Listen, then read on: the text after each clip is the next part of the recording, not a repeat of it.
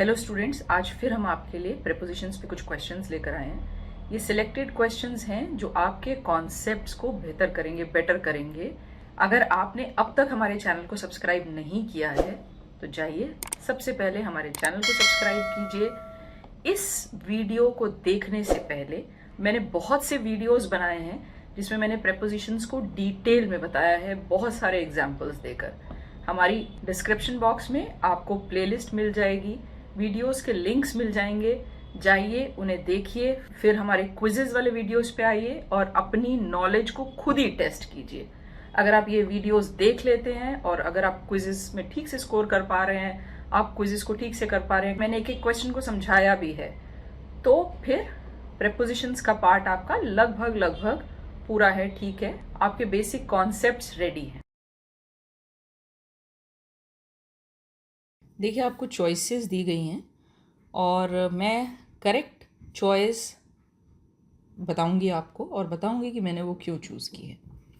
गौरव्स fever has come down dash Friday, he has been absent dash a week now. तो गौरव का fever जो है Friday से नीचे आ गया है। फ्राइडे से, फ्राइडे पास्ट में एक पॉइंट है, एक टाइम है, तो फॉर नहीं आएगा, सिंस आएगा, दूसरे ब्लैंक में फॉर आएगा, क्योंकि फॉर का इस्तेमाल होता है एक ड्यूरेशन के लिए, एक टाइम ड्यूरेशन के लिए। फॉर अ वीक नाउ, हमें ये नहीं कहा गया कि संडे से या मंडे से वो एब्सेंट है, हमें ये कहा गया है कि इस ड्यूरेशन के लिए वो एब्सेंट है, पास्ट से शुरू होते हुए। The child sat dash his father and mother. Child sat between, वह अपने माता और पिता दो लोगों के बीच में बैठा। जब दो लोगों के बीच में वो बैठा तो फिर बिटवीन आएगा। अगर अधिक लोग हैं तो फिर अमंग आएगा। दूसरा ब्लैंक देखिए, the parents of all his classmates, all his classmates के बीच में बैठा, यहाँ पर अमंग आएगा। ठीक है, क्लासमेट्स के पेरेंट्स के बीचों बीच में या बीच में, नॉट रियली बीचों बीच में, बीच में उनसे घिरा हुआ वो बैठा, और यहाँ पर दो से ज़्यादा लोग हैं तो यहाँ बिटवीन नहीं आएगा, अब अमंग आएगा। There are mosquitoes dash the room. They flew dash the room when the door was open. जब कोई चीज़ किसी बड़ी जगह के भीतर अंदर पहले से होती है तो फिर हम इन यूज़ करते हैं। जब वो किसी मूवमेंट के द्वारा, हम ये बात कर रहे हैं कि वह एंटर हुई या वह फ्लाई करके अंदर आई, या इस केस में मच्छर अंदर आए, उड़कर अंदर आए, पहले बाहर थे फिर अंदर आए, तो फिर हम इनटू का इस्तेमाल करते हैं। पर जब हम बात करते हैं कि वो पहले से ही कमरे के अंदर थे या हैं, इस केस में प्रेजेंट टेंस है, या हैं, तो फिर हम इन का यूज़ करते हैं। जब पहले से कोई मच्छर या जीव या कोई चीज़ किसी कमरे के अंदर हो तो हम इन का इस्तेमाल करेंगे। पर जब हम मूवमेंट की बात कर रहे हैं बाहर से अंदर की तरफ, तो फिर हम इनटू का यूज़ करेंगे। My father was dash the drawing room when I was playing dash my house. देखिए सेंस, यहाँ पर तो लॉजिक लगेगा सीधा सीधा कि मेरे पिताजी ड्राइंग रूम के भीतर थे जब मैं घर के बाहर खेल रहा था। तो देखिए, अगर मैं इनको पलट दूँ कि my father was outside the drawing room when I was playing inside my house, ये तो लॉजिकली बात थोड़ी अटपटी हो जाती है, मतलब नहीं बनता। ग्रामेटिकली शायद आपको इसमें एरर ना मिले, पर लॉजिक भी हमें साथ साथ ही लगाना है। My father was inside the drawing room when I was playing outside my house.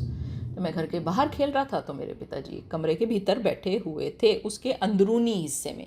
Inside माने उसके अंदरूनी हिस्से में थे, और आउटसाइड माने मैं घर के बाहरी हिस्से में, घर के साथ कोई गार्डन होगा, कोई टेरेस होगा, कोई ओपन एरिया होगा, कोई घर के बाहर का जो हिस्सा है वहाँ पर मैं खेल रहा था, वो हिस्सा जो घर के बाहरी एरिया में लगता है। ठीक है, इनसाइड की जगह इन भी यूज़ किया जा सकता है यहाँ पे, तो आप कंफ्यूज ना होइए। बट इनसाइड भी एक प्रेपोजिशन है जो भीतर, अंदर के हिस्से के लिए यूज़ होती है। ठीक है, एक काम करेंगे, मैं एक वीडियो बनाऊंगी जिसमें मैं इनसाइड के बीच का फ़र्क बताऊंगी आपको। You may sit dash me, I will give you a drawing book and pencils dash a story book. Besides, beside, ये दोनों बहुत कंफ्यूज करते हैं, लोग भूल जाते हैं। यू मे सिट, आपको मेरे बगल में, नेक्स्ट टू मी, बाय मी, ठीक है, बैठने की अनुमति है, आप बैठ सकते हैं।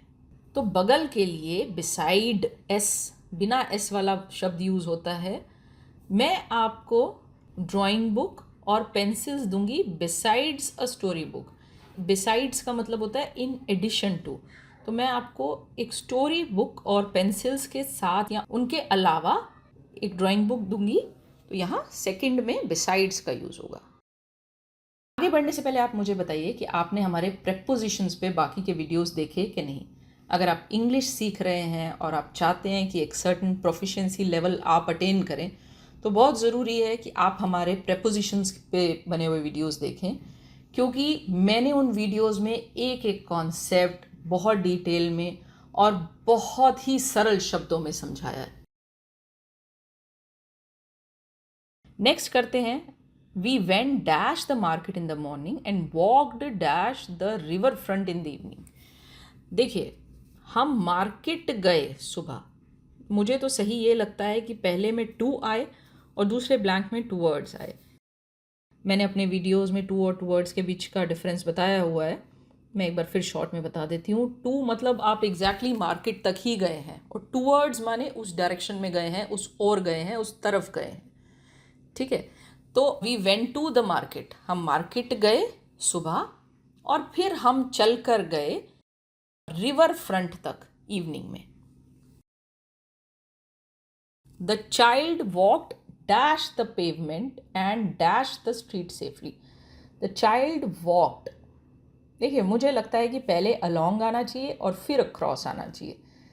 चाइल्ड चल के गया, चला, पेवमेंट के साथ साथ, अलोंग मीन साथ साथ, और across the street safely. Across the street माने उसने गली को पार किया, उसके पार गया। ऐसा तो नहीं हो सकता कि child walked across the pavement and along the street safely. वो पेवमेंट के साथ साथ चला होगा और उसने स्ट्रीट को पार कर लिया होगा, और वो सुरक्षित भी होगा, सेफली, ठीक है। तो ये तो सेंस बनती है, वो पेवमेंट के साथ चला होगा और उसने स्ट्रीट को क्रॉस कर लिया होगा, तो उसके पार पहुंच गया होगा। So and across the street, इसीलिए इसका सेंस बनता है। This table top is made dash glass, my breakfast fail dash it in the morning. Of और ओ डबल एफ वाला ऑफ। देखिए, टेबल ग्लास से बना हुआ है, ग्लास वो मटेरियल है जिससे टेबल बना है, और मेरा ब्रेकफास्ट सुबह टेबल से नीचे गिर गया, तो पहले में आएगा ओ एफ, क्योंकि वो उससे बना हुआ है। और ऑफ मैंने आपको बताया है कि एक अलग होने की सेंस में यूज़ होता है, अलग होने के लिए इसका यूज़ किया जाता है, तो दूसरे में ओ डबल एफ आएगा। ये बहुत सिंपल है, मैंने अपने वीडियोज़ में, जैसा मैंने आपसे कहा कि मैंने अपने वीडियोज़ में ये सब कॉन्सेप्ट्स बताए हुए हैं। The pan is dash the gas stove.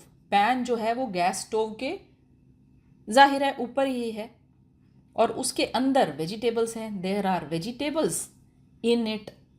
On और इन आपको चॉइसेस दी हुई हैं, तो पहले में आएगा ऑन, क्योंकि गैस स्टोव के ऊपर आप पैन रखेंगे, उसके अंदर तो रख नहीं सकते, और वेजिटेबल्स पैन के अंदर हुआ करती हैं, तो वहाँ इन हो जाएगा। We will wait for you dash the bus stop. मैं तुम्हारा इंतज़ार, मतलब हम तुम्हारा इंतज़ार बस स्टॉप पे करेंगे, यानी कि वो जो लोकेशन है बस स्टॉप वाली, एग्जैक्ट लोकेशन, वहाँ पर करेंगे। There are a lot of people dash the hall. Hall के, जाहिर है, पहले में एट आएगा, क्योंकि मैं किसी से मिलने की बात कर रही हूँ। मिलने के लिए आपको वो एग्जैक्ट जगह, पॉइंट बताना पड़ेगा, तो मैं उस एग्जैक्ट लोकेशन के लिए एट का यूज़ करूँगी। और हॉल है, लॉट ऑफ पीपल, जाहिर है लोग हॉल के अंदर ही होंगे। पहले में एट और दूसरे में इन, ये सिंपल है, इसको ज़्यादा डिटेल में बताने की ज़रूरत भी नहीं है। नेक्स्ट क्वेश्चन पे आते हैं। Choose the correct preposition and fill in the blanks. सही प्रेपोजिशन को चूज करिए और ब्लैंक्स भरिए। She has a reputation dash being a great pianist. देखिए, रेपुटेशन ऑफ, किसकी क्या छवि है दुनिया में, यहाँ रेपुटेशन ऑफ होगा। मैंने कई जगह रेपुटेशन फॉर भी देखा है। नेक्स्ट है don't be negligent dash your duties. मैंने कई बार देखा है लोग नेग्लिजेंट अबाउट का यूज़ करते हैं, पर यहाँ नेग्लिजेंट ऑफ आएगा। देखिए, नेग्लिजेंट ऑफ भी यूज़ किया जाता है, नेग्लिजेंट इन भी यूज़ किया जाता है। नेग्लिजेंट ऑफ का यूज़ तब करते हैं जब कोई अपनी ड्यूटीज़ या रिस्पॉन्सिबिलिटीज़ की अगर हम बात कर रहे होते हैं, ठीक है। अगर कोई अपनी ड्यूटीज़ के प्रति एक लापरवाही वाला रुख अपनाता है, रखता है, तो वो नेग्लिजेंट ऑफ है, ठीक है, ऑफ देयर ड्यूटीज़। इसी तरह से नेग्लिजेंट इन भी यूज़ होता है, पर नेग्लिजेंट इन तब यूज़ होता है जब कोई एक सर्टेन वे में एक्ट करने में फेल हो जाता है। The school was negligent in its safety processes. ये एक मुझे ध्यान आ रहा है सेंटेंस, बाकी आप इंटरनेट पे जाके देखिए, आपको मिल जाएंगे। बाकी यहाँ पर नेग्लिजेंट ऑफ ही आएगा, इसका आंसर है। जब हम ड्यूटीज़ की बात करते हैं, रिस्पॉन्सिबिलिटीज़ की बात करते हैं, तो नेग्लिजेंट ऑफ हो जाता है। नेक्स्ट है my uncle deals dash spices and condiments. देखिए, स्पाइसेस माने मसाले, और कॉन्डिमेंट्स में फिर मल्टीपल चीज़ें आ जाती हैं इसी तरह की, मसाले, अचार, ये छोटी मोटी चीज़ें। तो मेरे अंकल डील करते हैं। अंकल डील करते हैं माने पक्की बात है कि अंकल खरीद फरोख्त करते होंगे, अंकल व्यापारी होंगे। अगर कोई किसी सामान की सेल परचेज कर रहा है, व्यापार कर रहा है, तो हम डील इन बोलते हैं। ये एक फ्रेजल वर्ब है। एक और तरह से डील का इस्तेमाल होता है डील विद। डील विद का इस्तेमाल तब किया जाता है, ये भी एक फ्रेजल वर्ब है, जिसका मतलब होता है किसी के साथ बिजनेस करना या किसी के साथ किसी तरह की कोई एंगेजमेंट या इन्वॉल्वमेंट रखना। The school should deal with indiscipline student strictly. तो वहां पर डील विद का इस्तेमाल हो सकता है, होता है बेसिकली।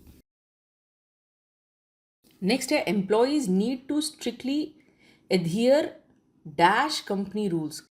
देखिए, एडहियर का मतलब होता है कि किसी चीज़ को फॉलो करना या उससे फर्मली स्टिक करना, उसके हिसाब से चलना। तो यहाँ कहा जा रहा है कि एम्प्लॉयज़ को स्ट्रिक्टली कंपनी रूल्स के हिसाब से चलने की ज़रूरत है। इसके साथ सदा टू का यूज़ होता है। माई grandfather has recover dash his illness. मेरे ग्रैंडफादर अपनी इलनेस से रिकवर हो चुके हैं, माने वो ठीक हो चुके हैं। वे बीमार थे और अब वो ठीक हो चुके हैं। So he has recovered from his illness. They completed the work dash a great hurry. उन्होंने अपना काम बहुत तेज़ी से, जल्दी से ख़त्म किया। They completed the work in a great hurry. Next exercise देखते हैं, fill in the blanks with suitable prepositions. यहाँ आपको कोई चॉइस नहीं दी गई है, मैं आपको एक एक समझाऊंगी। काफ़ी डेप्थ में जाके मैं समझाने की कोशिश करूंगी। ऑल्टरनेटिव चॉइसेस क्या हो सकती हैं और क्या गलतियाँ स्टूडेंट्स करते हैं वो भी बताती हूँ, तो आप इसे ध्यान से देखिए। Hard work is the key dash success.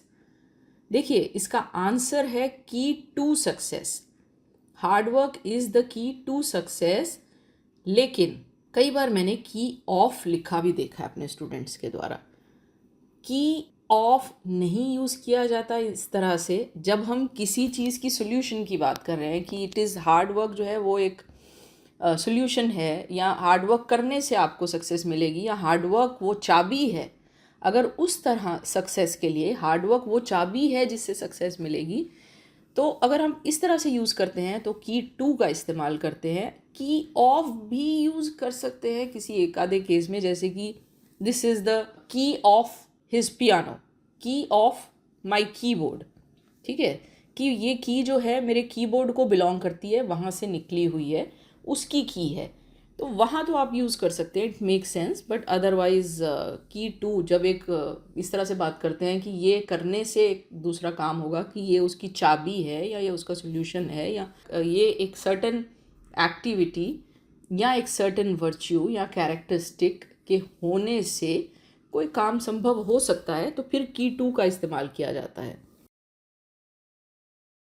It's so cold the city is enveloped dash a thick fog. City जो है घिरी हुई है, कवर हुई पड़ी है थिक फॉग से, जैसे उसने उसको पूरी तरह से कवर कर रखा है, घेरा हुआ है। तो यहाँ देखिए, इन का इस्तेमाल होता है। कई बार विद भी लिखा देखा है मैंने, लेकिन फॉग के साथ, मिस्ट के साथ हम इन का इस्तेमाल करते हैं। विद का इस्तेमाल भी किया जाता है अगर आप कोई एक फिज़िकल ऑब्जेक्ट की बात कर रहे हो, जैसे कि कोई कपड़ा या ब्लैंकेट, ठीक है, but enveloped in thick fog ही होता है, या एनवलप्ड इन मिस्ट ही होता है, या एनवलप्ड इन फीलिंग्स भी होता है एक्चुअली, उससे घिरे हुए हैं, उससे कवर्ड है, तो विद नहीं होता है। नेक्स्ट है I agree dash you on the assessment of my work. मैं अग्री करता हूँ, यहाँ पर भी दो चॉइसेस के बीच में स्टूडेंट्स कंफ्यूज होते हैं, अग्री विद या अग्री टू। अग्री विद का इस्तेमाल तब होता है जब आप किसी के साथ एक साझा व्यू पॉइंट रखते हैं, एक ओपिनियन रखते हैं, और अग्री टू का इस्तेमाल हम तब करते हैं ज़्यादातर जब देखिए हम कोई एक्सेप्टेंस दे रहे होते हैं, कोई कंसेंट दे रहे होते हैं किसी प्रपोजल के लिए, किसी अरेंजमेंट के लिए, या किसी प्लान के लिए हम अपना कंसेंट दे रहे होते हैं, तब हम अग्री टू का इस्तेमाल करते हैं। जैसे कि I agree to the terms and conditions of this contract. हाँ, लेकिन अगर मुझे आपसे अग्रीमेंट रखना है तो मैं अग्री विद कहूँगी। I agree with you on the assessment या I agree with your assessment. इंसान से अग्री करते हैं या उनके पॉइंट ऑफ व्यू से, व्यू पॉइंट से अग्री करते हैं, तो हम अग्री विद का यूज करते हैं। The facts point dash a different explanation. जो ये फैक्ट्स हैं, जो तथ्य दिए गए हैं, ये एक दूसरी ही एक्सप्लेनेशन की तरफ इशारा कर रहे हैं, उसे इंडिकेट कर रहे हैं। तो देखिए, दो तरह से आप इसका आंसर सोच सकते हैं, टू या टूवर्ड्स। पॉइंट टूवर्ड्स या पॉइंट टू दोनों ही सही हैं, माने किसी एक फैक्ट पे, किसी एक बात पे, किसी एक तथ्य की तरफ इशारा किया जा रहा है। Your story so wild it is dash imagination. आपकी स्टोरी जो इतनी क्रेजी है, इतनी वाइल्ड है, वाइल्ड माने नॉर्मल से बहुत ही दर्जे आगे है, कि ये मेरी इमेजिनेशन के आगे निकल जाती है। सो बियॉन्ड इमेजिनेशन, कभी कुछ ऐसा हो जो बहुत वाइल्ड हो, अनइमेजिनेबल हो, तो फिर हम यूज़ करते हैं बियॉन्ड। उसके मेरी इमेजिनेशन के भी परे है, मेरी इमेजिनेशन के आगे है। नेक्स्ट है luscious berries grew dash the lake.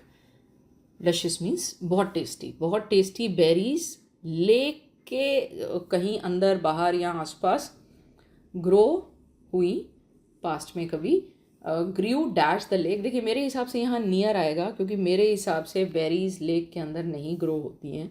In lake तब यूज़ करते जब वो लेक के नीचे, जो नीचे जो ज़मीन है, सतह है, उसमें ग्रो होती। ऑन लेक तब यूज़ करते ऐसे पौधों के लिए। हाँ, आप ऑन लेक यूज़ कर सकते हैं जो फ्लोटिंग किस्म के पौधे होते हैं, तो फिर आप ऑन यूज़ कर सकते हैं। अगर लेक की ज़मीन पे, नीचे सतह पर, लेक से जुड़ी हुई जो धरती है उसके ऊपर कोई पौधा ग्रो होता तो फिर इन यूज़ करते, बट मेरे हिसाब से बेरीज लेक के पास ही ग्रो होती होंगी। तो तीनों के तीनों प्रेपोजिशंस हैं, पर मेरे हिसाब से नियर बेस्ट है, लॉजिकली, मतलब साइंटिफिकली देखे तो।